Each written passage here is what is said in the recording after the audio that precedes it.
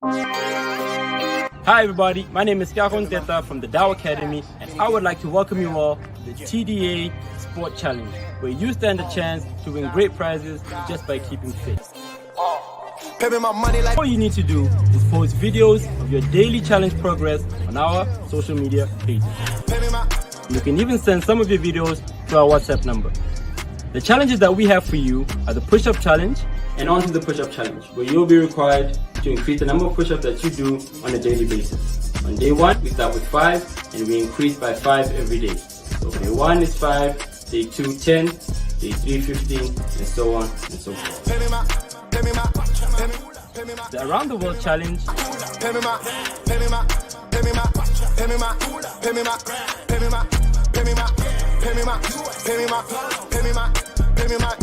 and the Keep You Happy challenge. We are at the Dow Academy secondary campus. For this challenge, you'll need a ball, and the whole aim of the challenge is to juggle the ball in the air without it touching the ground, using any part of your body except for your hands. It should look something like this. Today you did 10, tomorrow try and beat it. Try and do 15, try and do 20, try and do as much as you can for the end of the challenge. Now our prizes include a 1-term free admission to the Dow Academy Tech Series, 50 Pula airtime, as well as TDA merchandise. So come on everybody, let's get outside, let's get fit, and good luck to all those participating.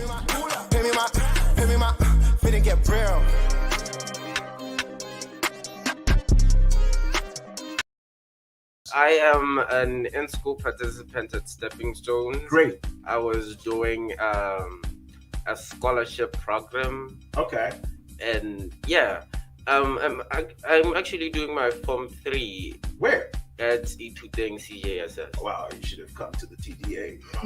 The Dow Academy is go radio, it's go building computer, and it's go mechanics program. We do coding, man. We do like the Walt Disney stuff, like we draw, animate, create graphic novels. You know about that? Yeah, it's kind of like the Harvard of Mature. It's the Harvard of Mature, God.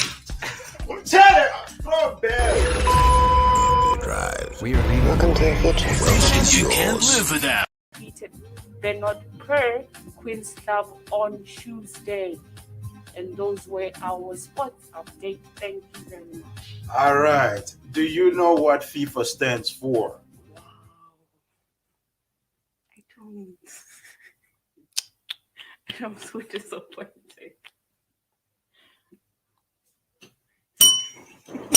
Even the bell is disappointed. Okay. Welcome to your future. You can't live without. This is your radio. To only the best internet radio station in the world.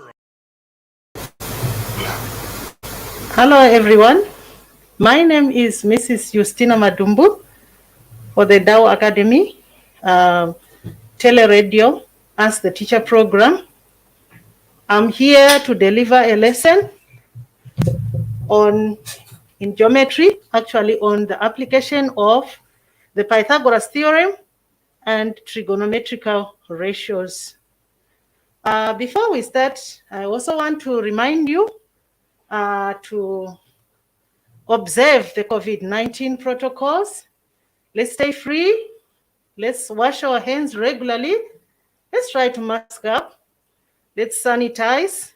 Let's sanitize in and out. We're going out of the house, we sanitize. Coming back, we sanitize, just like we do at school. Let's also maintain our social distance. So for the sake of recording, I will remove my mask so that you can hear me properly. So, as I said, I want to talk about the Pythagoras theorem and trigonometrical ratios. The objectives for my lessons are, we want to look at situations where we apply trigonometrical ratios and the Pythagoras theorem. I've just cited a few examples. There are so many examples in geometry where we have these concepts. So I have angles of elevation and depression. I have circle theorems, 3 of them. The first one for the angle in a semicircle, and the theorem 2 for the tangent and the radius, the third theorem on the radius and the chord.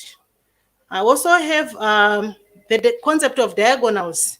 So we just took 3 shapes: the square, the rectangle, the kite, and the rhombus.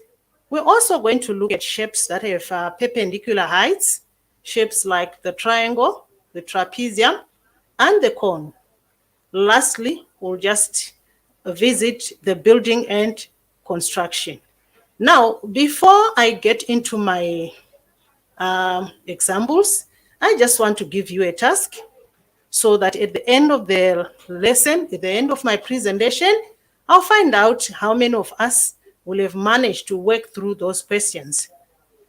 Can we go to slide number 17 so that we see the questions?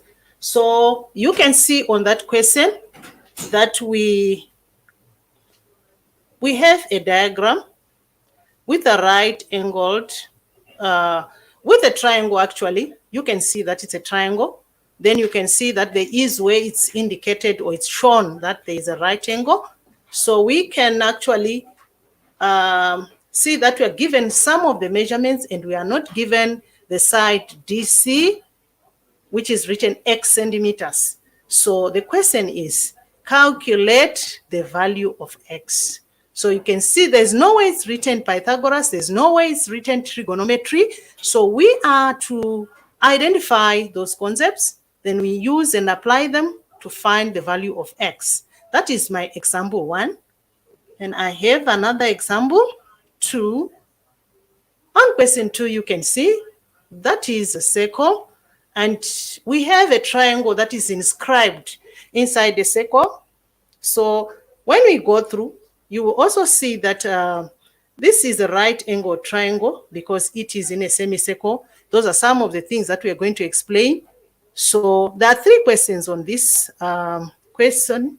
The first one, we are supposed to complete the statement which says angle ABC is 90 degrees because. So I need an answer to that one at the end. Then I have item 2 on the last slide, which says work out the area of the triangle ABC. So we're supposed to find the area of the triangle. And the last part of the question says work out AC. So we can see on the diagram, AC is the diameter of that circle. So at the end, I need answers to those 2 worked examples. So let's go back to our discussion. Now, from my objectives, you saw that the concept that I wanted to look at first are the angles of depression and elevation. So I have with me an illustration of what we mean by an angle of elevation. So you find out that these are angles that are formed when there is someone who is observing. So an angle of elevation is formed when the observer is observing an object which is up. So you can see that from the eye of the observer to the object, we form what we call a line of sight. Then there's another horizontal line down there, which means from the object down to the horizontal line, there is another vertical line, which completes a right-angled triangle. So when you look at it, this is a typical example of a right-angled triangle in life situations. And any question can be asked. You can be asked to find the angle itself. You can also be asked to find the one of the sides. Now, before we get to those questions, you will discover that these are the questions that you will say, now, how do I apply the theorem? So I take you back to the second slide where I'm talking about the conditions, because you can see that, yes, we have a triangle. You've seen that it's right-angled, but sometimes you don't know how to go about it. So you need to know certain conditions. Like, first of all, how do I use the Pythagoras theorem? The condition is for you to be able to use the Pythagoras theorem, you need to have two sides given, and you are looking at the third side. Now, when we go back to my second slide, you can see that I have the Pythagoras theorem there. Sorry, it's slide 4. I have the Pythagoras theorem there. There is a triangle and sides A, B, and C. Now, if you look at that triangle, you can see that if you want to find A, which is one of the shorter sides, we say C squared minus B squared. Then we find the square root. And we also find B, which is one of the shorter sides. We also say C squared, the longest side, minus A squared. And when we find C squared, it's A squared plus B squared. Then you find the square root. That's the Pythagoras theorem. Then the second slide, slide number 4, where we have trigonometrical ratios.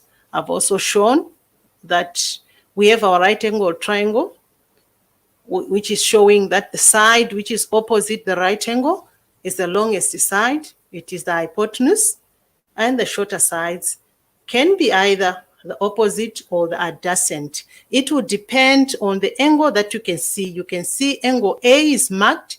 So if angle A is marked, that is the angle in question. So the side which is opposite A is always the opposite side. So in this case, it means if we want to use sine A, we must be the opposite side, and the hypotenuse side is involved.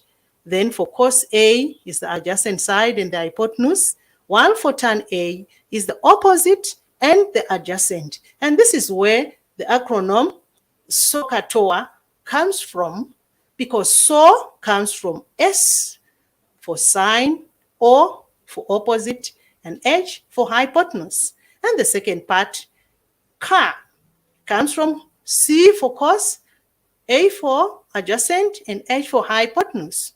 And lastly, T, which is TOA, T for tan, O for opposite, and A for adjacent. So we can now go back to our conditions on the next slide, 5.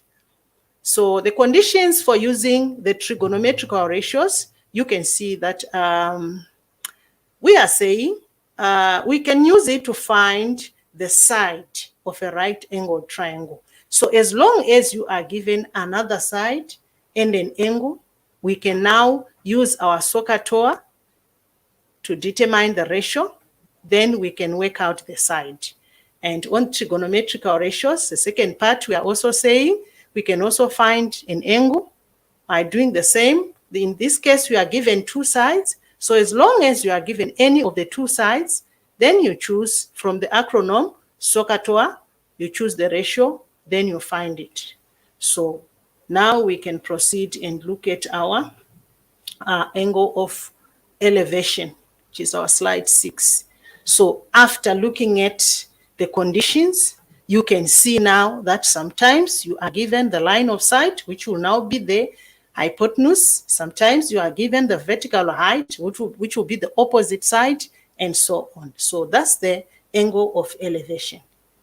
The next illustration on the 7th slide is the angle of depression. This is the opposite of what has been happening. Now you can see this person is now looking down.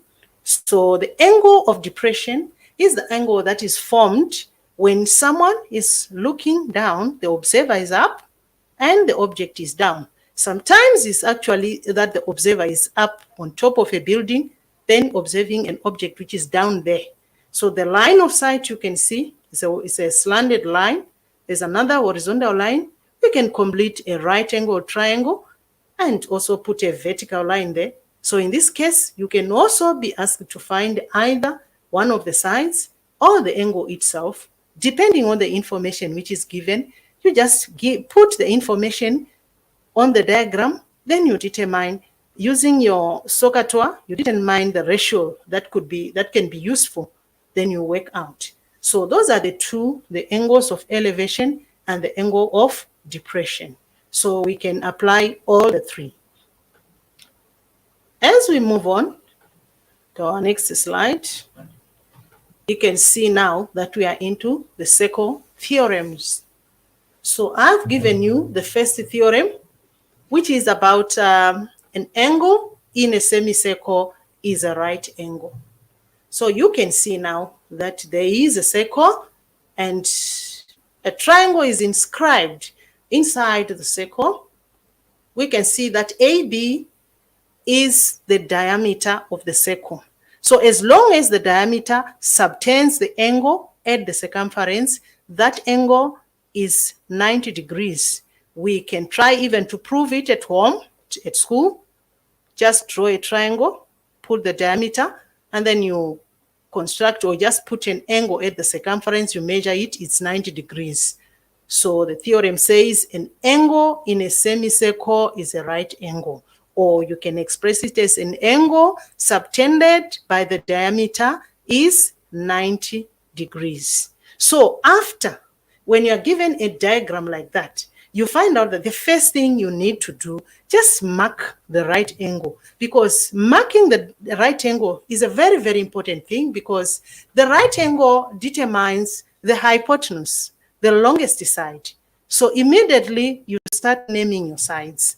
I told you the other two, the shorter sides, they will depend on the angle in question. The side is opposite the angle in question is the opposite side, and the third one automatically becomes the adjacent side. So depending on the situation, you can use or you can find the different sides of that triangle using the Pythagoras theorem or using our trigonometrical ratios. You can also find or do other computations like finding the area or even the perimeter of the circle.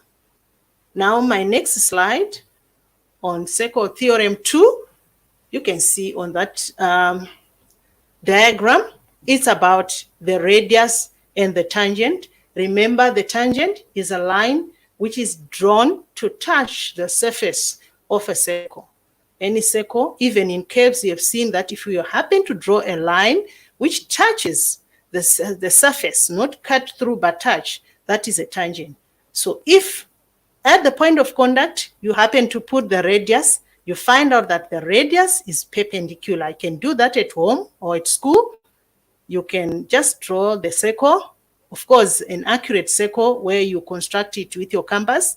You put your tangent and your radius, then you measure that angle. It's a 90-degree angle. So anything, we can have any question on that. Sometimes we tend to join the center of that circle. We join it to the tangent. Then we form our right angle triangles. As long as we have the 90 degrees, we can always put our hypotenuse side, which is a side which is always opposite the 90 degrees. Then the other two will depend on the question in angle. So that is a right angle triangle, can be used to find the radius and other calculations depending on the question. And my last circle theorem is still about the radius. You can see it's the radius and the diameter. And they are talking about the perpendicular bisector theorem because the radius is actually a perpendicular bisector of the chord. Remember, when we are talking about a bisector, which is a perpendicular bisector, it does two things. The first one, it divides the chord into two equal parts. Then it meets the chord at right angles. So once we have that right angle triangle, we can complete. Sometimes we end up with an isosceles triangle inside that circle there as we join the radius to the two ends of the chord. Then we can begin to have two also identical right angled triangle. Then we can apply our Pythagoras theorem. We can apply our trigonometry depending on the question. So these are the three theorems that I have on the circle that we can also link to our Pythagoras theorem and our trigonometrical ratios. I move on to the next slide where I have diagonals. So I'm starting by the diagonals of a circle. Now you find out that, it's the diagonals of a square, right? You find out that a square is a shape with all the sides equal and all its angles are right angles. So if we happen to put a diagonal, and remember, a diagonal is just a line which is drawn to join any two vertices of a plane shape. So if we look at the first diagonal, you find out that it will divide our square into two identical right-angled triangles. They are right-angled, and you can also see, since the two sides are all equal, they are all AA, it will actually be an isosceles triangle. But the fact that we have a right angle, so the Pythagoras theorem will apply. In case you want to find the diagonal, can use the sides, can use your Pythagoras theorem. If it's about angles, you know the fact that it's isosceles, already you can see that the two base angles, they are going to be 45 degrees. So you can still use your trigonometrical ratios as well. Then if you happen to put the two diagonals, now you can see that we are still going to come up with four identical right-angled triangles. And you can see that all the sides are also equal. So we can always use those four identical right-angled triangles to solve our triangles. Let's move on to the diagonals of a rectangle. So the diagonals of a rectangle, they are not like the one for the square. Though, yes, they intersect and divide each other into two equal parts. You can see that the two triangles that are formed, they are also right-angled, but the sides are equal. One of it is made up of the length and the base, but the diagonal is the longest side. So there are two right-angled triangles. We can still use our Pythagoras theorem and the trigonometry to find the diagonal of a rectangle.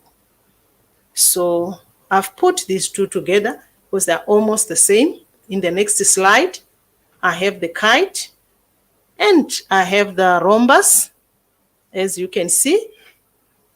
If we put the diagonals for the kite, though the other one is shorter, but they meet, they intersect at right angles. So you can see that eventually the kite is divided into four right-angled triangles. Two of them, or the top ones, are equal, while the bottom ones are also equal. So we can still come up with our right-angled triangle, can use our Pythagoras theorem. We can use our trigonometrical ratios to find any information that we might need on the kite. With the rhombus, we can see also that on the rhombus, our two diagonals, they bisect each other. Actually, they are perpendicular bisectors of each other because they will divide that line into two equal parts and they meet at right angles. So the rhombus is automatically going to be divided into four right-angled triangles. So it's either you can be asked to find the length of the diameter, of the diagonal of the rhombus, or you can also be asked to find the sides of the rhombus or the angles, depending on the situation. But we can apply our Pythagoras theorem and our trigonometrical ratios. Now, we also have shapes that have the concept of a perpendicular height. Now, when we're talking about a perpendicular height, we're talking about the height of a shape which meets the base and at right angles. So my first illustration is a triangle.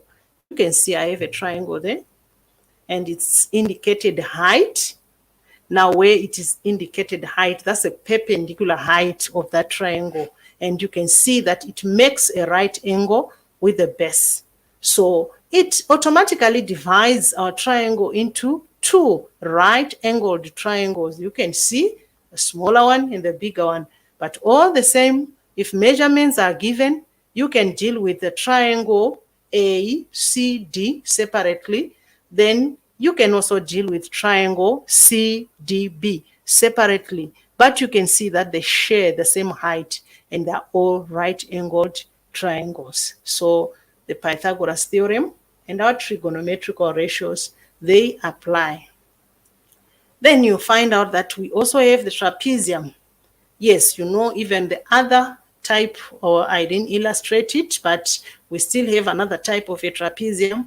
All of them, they have perpendicular heights. You can see that the perpendicular height makes a right angle with the sides. So once we put it right at the end of the shorter side, you can see that a right angle triangle is formed. So which means there are cases where you can be asked to find even the area of a trapezium and you can't see the perpendicular height. And sometimes you just see that, oh, there are lots of marks. Then you see that, oh, is this a hidden idea that I need to apply my Pythagoras theorem to find the perpendicular height of the trapezium? Then once I have the perpendicular height, I can now apply my formula for the area of a trapezium and I find it. You can do the same on the other side. You know that the other trapezium is irregular. Those slanted parts, they are not the same, but the other trapezium is isosceles. They will be identical, just like that. So those are the two shapes, plane shapes that we normally talk about their perpendicular height. Then we also have, on the next slide, this time it's a solid shape, the cone. You can see this cone now that it has a perpendicular height also. It's just written the height, but that's the perpendicular height of the cone. And it has another height, the slant height. So the cone has a perpendicular height, it has a slant height, then it has a radius on the base. So if you can just have it like that, you can see that the perpendicular height, the radius, and the slant height, they form a right angled triangle. So in any situation, if you want to do some other calculations, if one of those three is missing, you can quickly use our Pythagoras theorem, then we can find it. Just to give an elaboration on that one, you can see that when we are talking about the volume of a cone, it needs the perpendicular height, but sometimes you are given the slant height. So you can use the slant height and the radius to find the perpendicular height. While the surface area of a cone, it needs the slant height, not the perpendicular height. You can do the same. And sometimes it's just one measurement given and that angle that is made by the slant height and the radius. You can still use your trigonometry to find those measurements. So that's how we apply our trigonometry in the shapes, both the solid and the plane shapes. And even the cone represents the class of pyramids. Most of the pyramids, square-based pyramids, even if it's a hexagonal pyramid, it's the same concept. The vertical height makes a right angle with the horizontal. And finally, on my slide, I have just some illustrations on building and construction. I'm not explaining a lot of those complicated diagrams, but I just want you to view and see that whatever they are representing on their diagrams, the architects, they always have a lot of right-angled triangles and some squares, some rectangles. So just to say, they apply the Pythagoras theorem and they apply the trigonometrical ratios in their computation, sometimes to determine the length of a side, the length of an iron sheet which is needed, or a pole, timber pole, and all those things, window frames, door frames. So that is how we apply it in building and construction. But if it is a question that you are required to answer, yeah, depending on the level, of course, they won't give you a complicated diagram like that one, but whatever it is, all you need to do is to represent your diagram using lines. So this is how we apply our Pythagoras theorem and trigonometrical ratios. So we now go for a quick commercial break. As we break out, still remind you to maintain your COVID protocols. Let's stay safe. Let's wash our hands. Let's mask up. Let's sanitize. Let's maintain our social distance. Thank you for viewing. Thank you for listening. Maintain our social distance.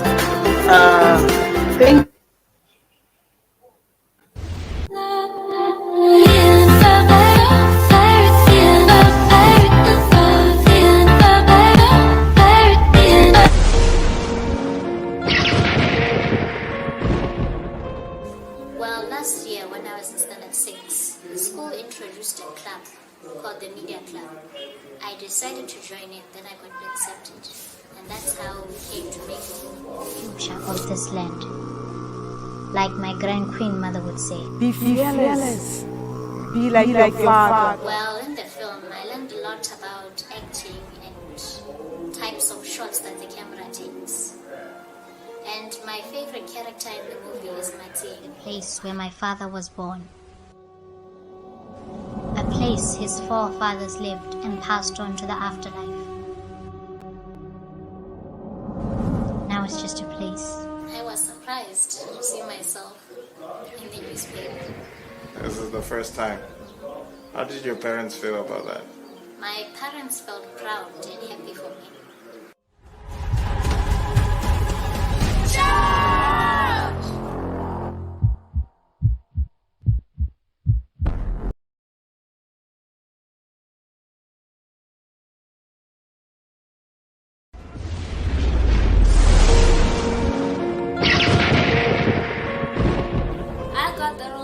I got the role because of my martial arts. I knew karate, went to karate school, and I tried to fit in so that I can do more exercises and be able to get that. In Botswana here, I know that we have a low population. So what I want that the children to be inspired, and it should go to other countries to show that the children, no matter how young they are, they can do well in their lives. People worth saving.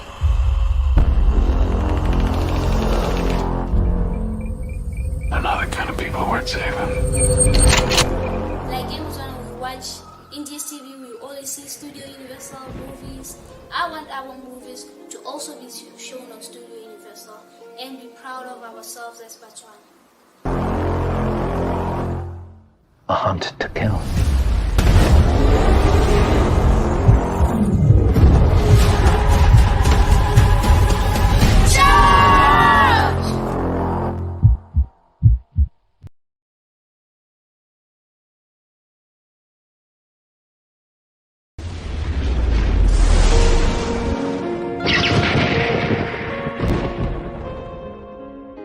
I'm a teacher at our academy.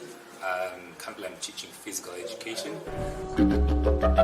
Place of my giant ancestors. Watching myself on the big screen, wow, that was mind-blowing. I would watch some movies on the big screen, but now to see myself there, it's like looking at yourself in the mirror and wondering who else is watching you.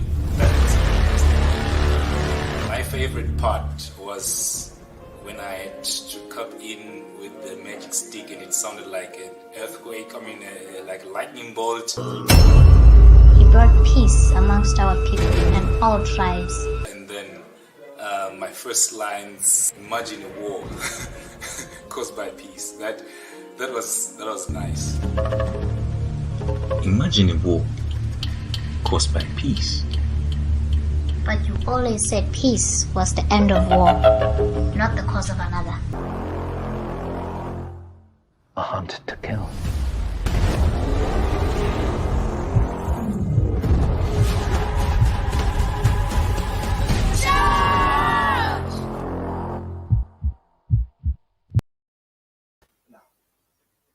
Welcome back to our session. We gave you a question. We gave you a question when we are starting. We actually gave you 2 questions. The first question that we gave you, which you can actually see, where we have triangle ADC, and we're supposed to calculate the value of x. Let's see if there is anyone who managed to get the answer. Yeah, we have a voice note from one of our viewers from home on WhatsApp.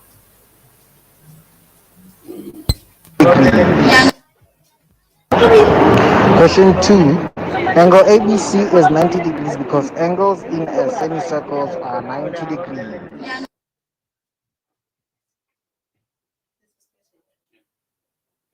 Question 2. Let me play it again. Question 2. Angle ABC is 90 degrees because angles in a semicircle are 90 degrees.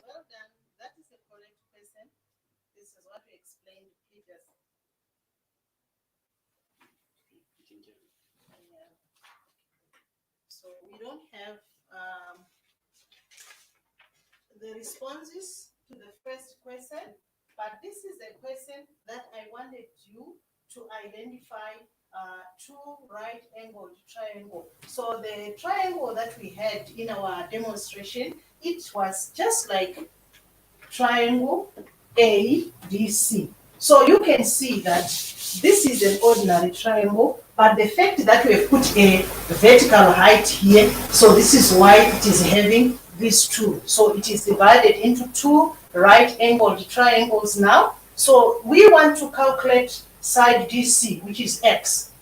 But from our conditions, we said if we are to calculate a side, we need a side and we need an angle. But this side is not given, and also this angle is not given.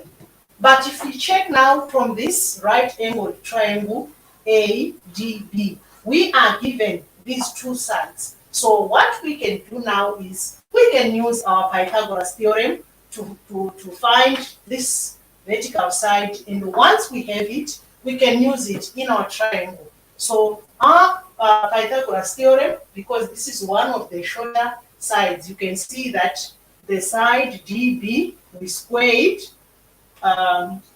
plus 7.4 we squared, we should get the 13.6 squared, and eventually our DB squared will be 13.6 squared minus 7.4 squared. Now, without wasting time, our DB should be the square root of 13.6 squared minus 7.4 squared. So our DB is going to be 11.4105. It's a long, it's actually an irrational number. So we just write 11 point. Now take note that in a typical question, the final answer is always given to three significant figures. Now, because this is not our final answer, we cannot leave it to three significant figures because we lose accuracy in our calculations. The thing that we need to do is we just keep it. Perhaps we keep 2 or 3 decimal places, just like 11.41, 410, I guess there's a 5, right? Then, because we need to use it, it means now we know this part, which is according to this right-angled triangle DBC. It is the opposite side because it is facing the 41 degrees. So this becomes our opposite side, while this is our hypotenuse. So this is how we engage our trigonometrical ratios. You can see that we have nothing to do with BC, but there's O and H. So the ratio that connects O and H is the sine. So if you want to find now our X, this is where we can now say our sine of 41 degrees should be equal to the opposite, which is our 11.4105 over our X. Now, we can do our cross multiplication. So X times the sine of 41 degrees will give us 11.4105. And to find out that, if we want X now, we are going to divide 11.4105 divided by the sine of 41 degrees. And if we are to work out, you will get an answer of 17.4 centimeters. Remember, we give these answers to three significant figures, the final answer. But if we are to calculate an angle in trigonometry, angles are given to one decimal place. So the correct answer to our first example is 17.4 centimeters. Let's move on to the next example.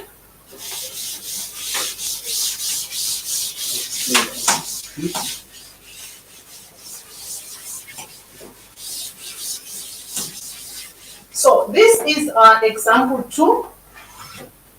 And on example 2, this is the one that we were given, and there was every sign to indicate that. Right. There's every sign to show that there is O, the center of the circle. So the answer that we got, that this angle is a right angle. That's the correct answer, and it makes it to qualify to be a right angled triangle. So once it is a right angled triangle, now we can answer the next part of the question. What does the next part of the question say? Work out the area of the triangle. So you can choose to make this one the height and this one the base, or this one can be the base and the height, because it is a right angled triangle. So area is always BH over 2, and this is going to be, our base is 6 and our height is 10, and then divide by 2, and this will give you 30 centimeters squared as the area of the circle.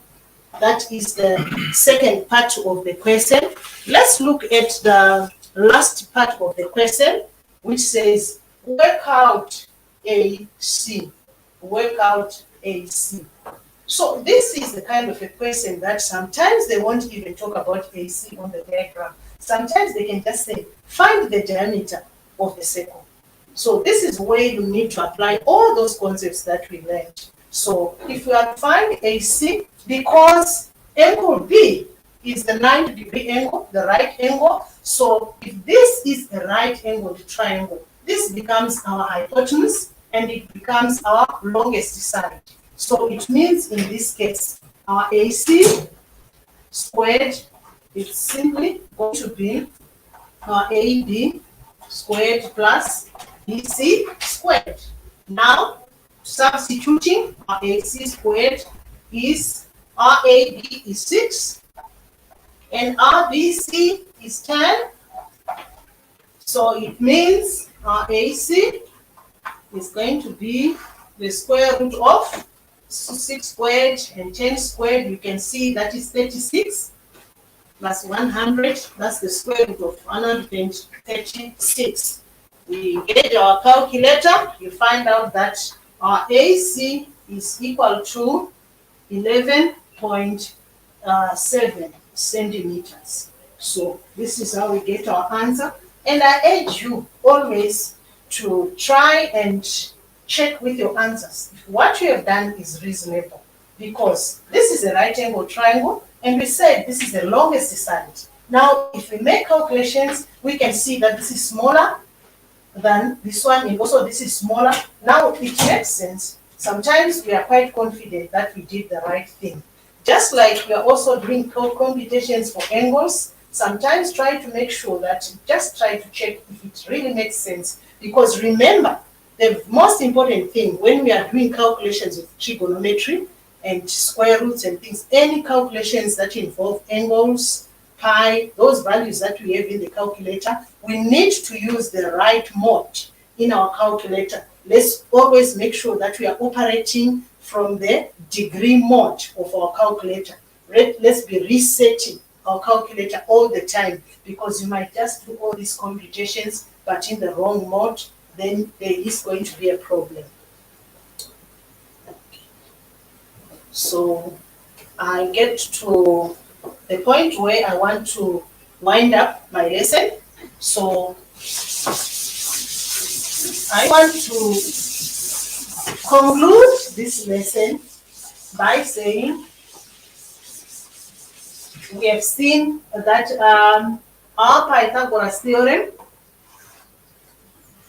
where we have the sides A, B, and C, and we said our A squared plus our B squared is equals to C squared, as long as this is a right angled triangle. And we have also concluded that in this right angled triangle, where there is a right angle here, as long as the side is opposite the right angled triangle, this is what we call the hypotenuse side, which this side you can just use C. And if this is the angle in question, the side which is opposite this given angle is the one which is the opposite side, and this is our adjacent side. In this case, it means in this case, if in any other situation we are given this one, this becomes the opposite side, and this is the adjacent side. And this is where we said we use our so, ka, to, ha, where the S is for the sine, which is opposite over hypotenuse, and the cosine, which is adjacent over hypotenuse, and our tangent, T for tangent, which is opposite over adjacent. So this is our agronym, the one that we use, which that's why I said with the right angled triangle for Pythagoras theorem, you get it, you get a question, all you need to identify is the shorter sides and the longest one. But with this one, you need to name your sides, because these are the sides that will qualify. So what I'm saying is, if you are to use so, it means it's O and H in question. Maybe we are looking for O and H is given, or like in our question, H is not given, then we are given O at the end. So similarly, for us to use C, it's A and H.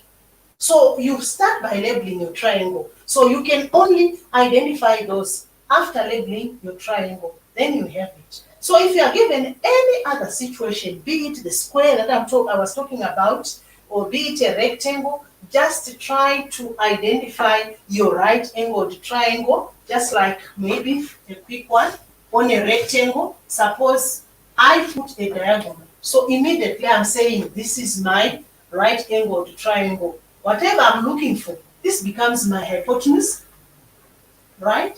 And this becomes also my C. If it's about this angle, this becomes my opposite side. So I forget about the rectangle, but I concentrate on the right angled triangle. So whatever situation it is, you extract your right angled triangle. Sometimes you extract it in imagination.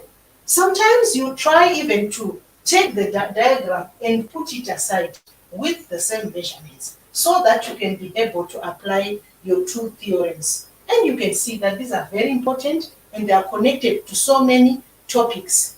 Actually, when you are dealing with geometry, do not only expect the Pythagoras theorem and the trigonometrical ratios just to be linked to these things.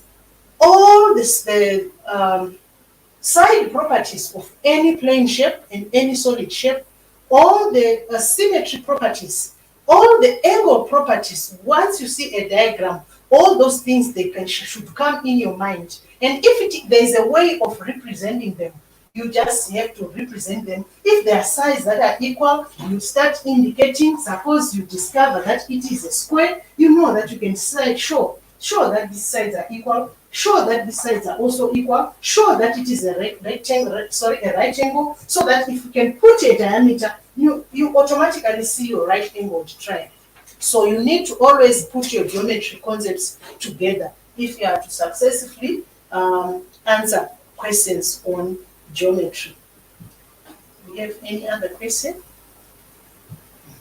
So this concludes my lesson for today on the Pythagoras theorem and trigonometrical ratios. Thank you for watching. Thank you for listening. Thank you for the responses that we got. I leave you with a message to continue to observe the COVID protocols, continue to mask up, wash your hands regularly, sanitize, and maintain your social distance. From me, your teacher for today, Mrs. Justina Madumbu, thank you very much.